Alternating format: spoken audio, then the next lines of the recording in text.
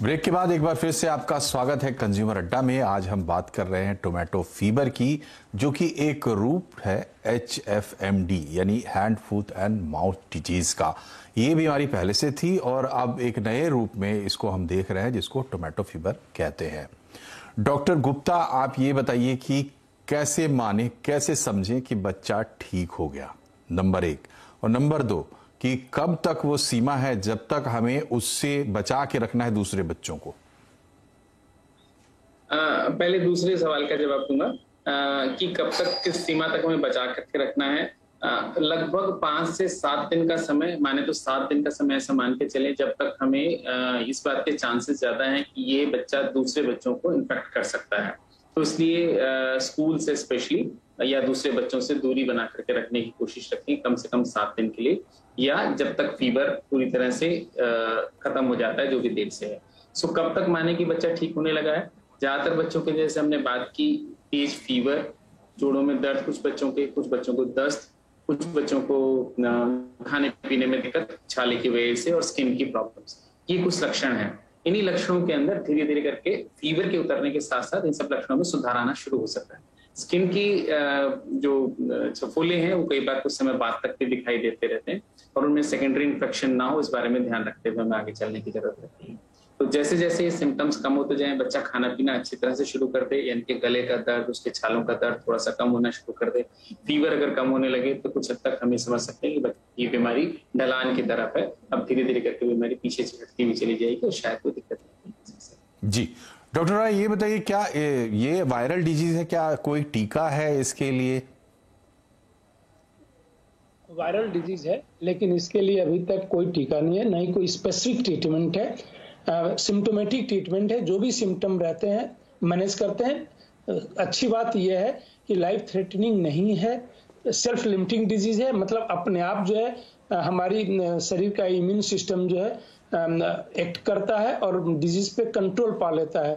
और अभी जैसा डॉक्टर साहब बता भी रहे थे कि 1 वीक में जो है ऑलमोस्ट सिम्टम्स जो है डिसअपियर हो जाते हैं। थोड़ी सी इसमें जो प्रॉब्लम अभी आ रही है, ये जो ब्लिस्टर्स हैं, ये थोड़े पेनफुल ब्लिस्टर्स हैं। यूजुअली हमारे जो है हैंड फुट माउथ डिजीज में जो है उतना पेनफुल ब्लिस्टर नहीं रहता था, तो जो केसेस थोड़े रिपोर्ट हुए हैं उनमें थोड़े पेनफुल ब्लिस्टर्स हैं, वो एक थोड़ा सा कंसर्न है, बट वो भी जो है सिम्टोमेटिक ही मैनेज करना है। लेकिन कोई वैक्सीन नहीं है इसके लिए अभी जो है कि उसको प्रिवेंट करना है करने के लिए। डॉक्टर जैन, ये बताइए कि ये जो ब्लिस्टर्स हो रहे हैं या जो दूसरे भी निशान आ रहे हैं स्किन पर, लॉन्ग टर्म में इनका क्या होगा? क्या उसके लिए भी कुछ प्रिकॉशंस की जरूरत है बीमारी के रहते हुए? देखिए, लॉन्ग टर्म पे जितने भी ब्लिस्टर्स होते हैं बहुत सुपरफिशियल होते हैं। जब ये हील होते हैं, ज़्यादा से ज़्यादा थोड़ा कलर वेरिएशन दे सकते हैं, जो टाइम के साथ अपने आप रिजॉल्व हो जाते हैं। अगर हम इसे इन्फेक्शन से बचाते हैं और इसमें और कोई दिक्कत नहीं आती, तो मुझे नहीं लगता लॉन्ग टर्म में किसी को कोई दिक्कत आने वाली है। Pigmentation, colour change easily tube से मैनेज हो जाता है।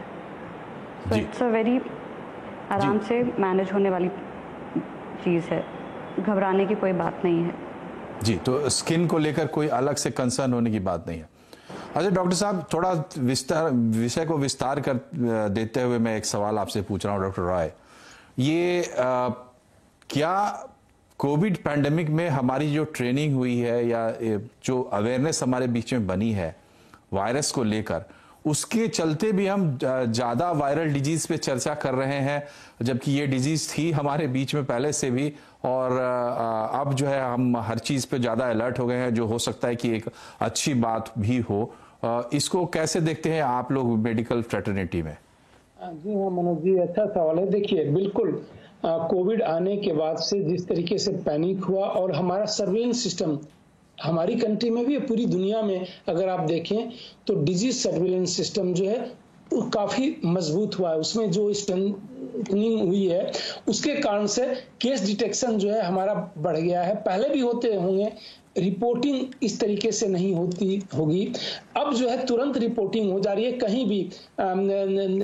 जैसे अभी मंकी पॉक्स की बात कर लें, 50 साल से ज्यादा से, पहली बार 1970 में हुआ, बट रिपोर्टिंग जिस तरीके से हुई, हो सकता है पहले भी, क्योंकि डिटेक्ट अर्ली हो रहा है हमारा, अगर सर्विलेंस सिस्टम स्ट्रेंथन रहेगा तो ये एक बहुत बड़ा फायदा है हमें। अगर कोविड का जो नुकसान था, बट ये है कि हमें डिजीज सर्विलेंस का जो है एक बहुत बड़ा बेनिफिट मिला है। और यह कारण हो सकता है, एक तो डिटेक्शन, किसी भी वायरल डिजीज का जो जल्दी डिटेक्शन हो जा रहा है। दूसरा है mass media and social media भी जो है पहले इतना जो है उनका पेनिट्रेशन नहीं था, इनका पेनिट्रेशन इतना ज्यादा हो चुका है कि एक दो भी अगर कुछ रहता है तो सबको जो है उसकी जो है इंफॉर्मेशन मिल जाती है।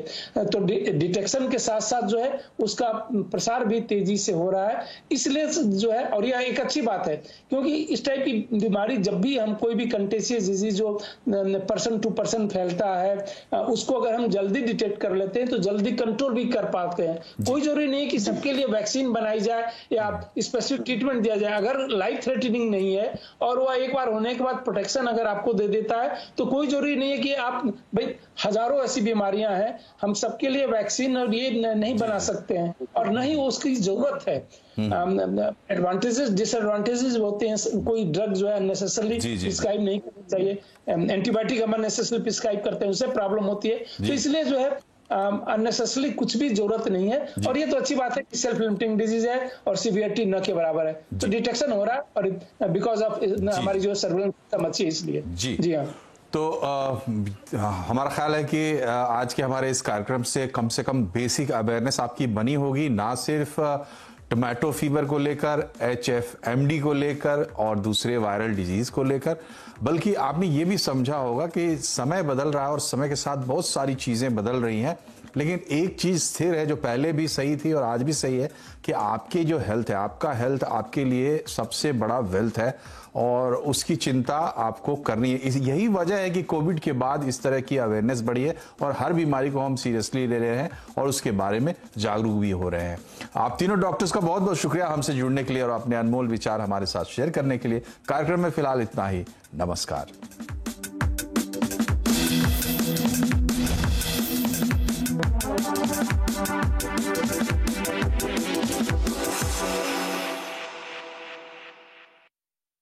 कि प्रायोजक